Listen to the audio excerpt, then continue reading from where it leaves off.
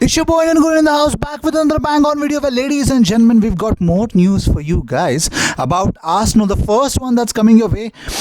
Arsenal have lost 4 of their last 7 Premier League away games against newly promoted sides, as many defeats as in their previous 49. Well, really don't understand why this happens, but moving on.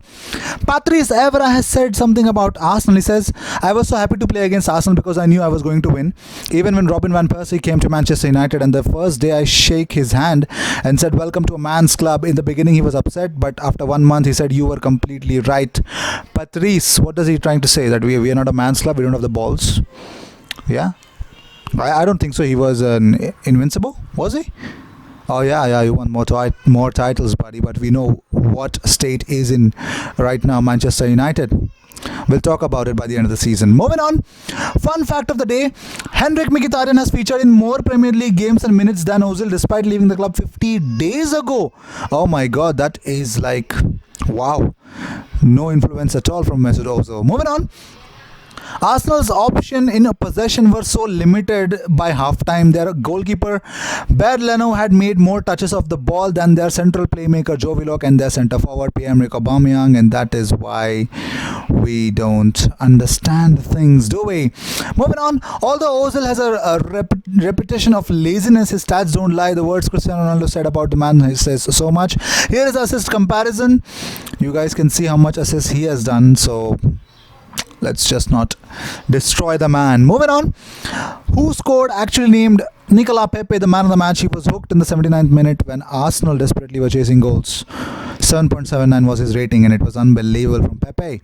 1 dribble out of 5 completed, 1 shots out of 3. Number 1 in shots, actually 5 dribbles completed, 3 shots taken, 1 shot on target.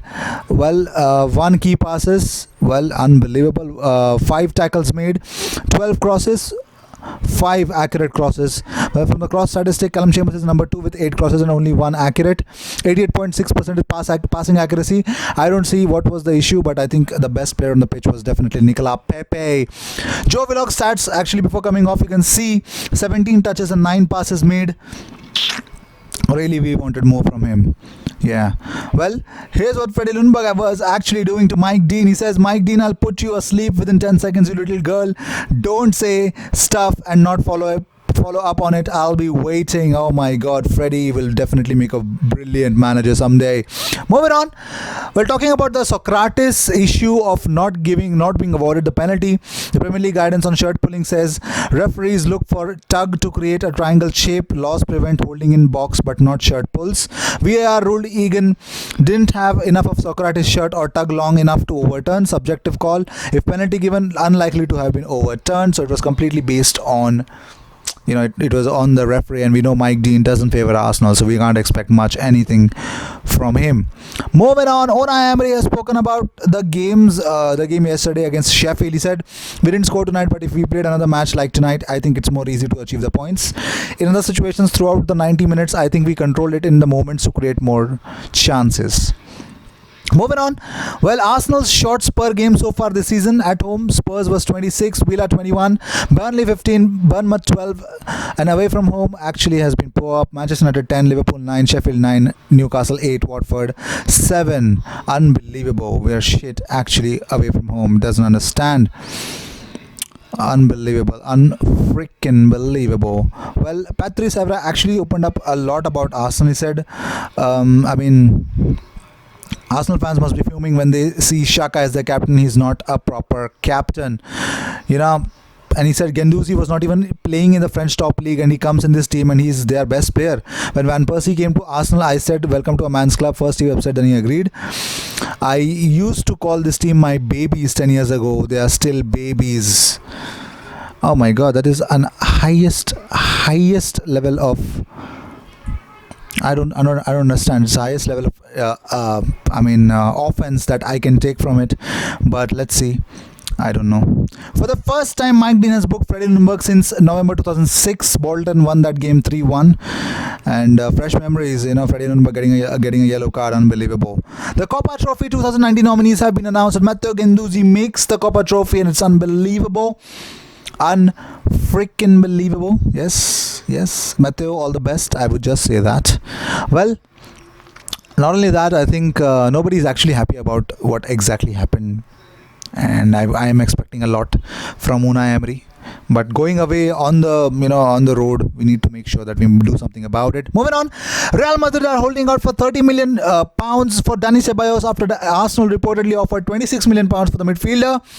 Arsenal are desperate to sign the lone star, and it is believed that Zinedine Zidane is in charge and he is open for Dani Ceballos to get out of Real Madrid. And they made a 26 million pound bid, but for the Spain international, but Perez has rejected the figure. He believes that it's really less, and it looks like they want somewhere around 30 million pounds. And if he continues to impress at the Emirates, I believe that should not be an issue for Arsenal, is it?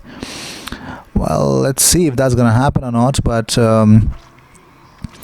everything looks quite positive to me, in a way. Like the way everything is going on, it looks like really awesome.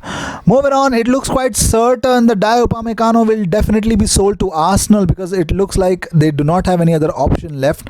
And as soon as the January transfer window opens, I think everything is definitely going to be all about Dayot Upamecano and Arsenal's persistence of signing him out. So that's what exactly everyone is waiting for. Well, moving on, 1,235 games managed, 716 wins, 17 trophies, one invincible season. Happy 70th birthday, Mr. Invincible Arsene Wenger. Boss, you have been unbelievable, and we just hope you get another bit of moving on in your career, because you want to get into the management. I know that. Well, I hope you get what you want. And this was the news of the day. I hope you enjoyed whatever came your way. Please vote for the roast of the week if you haven't, and if you guys still haven't subscribed to the channel, subscribe to the channel, be a part of this community. I will see you in my next video. Until then, cheers.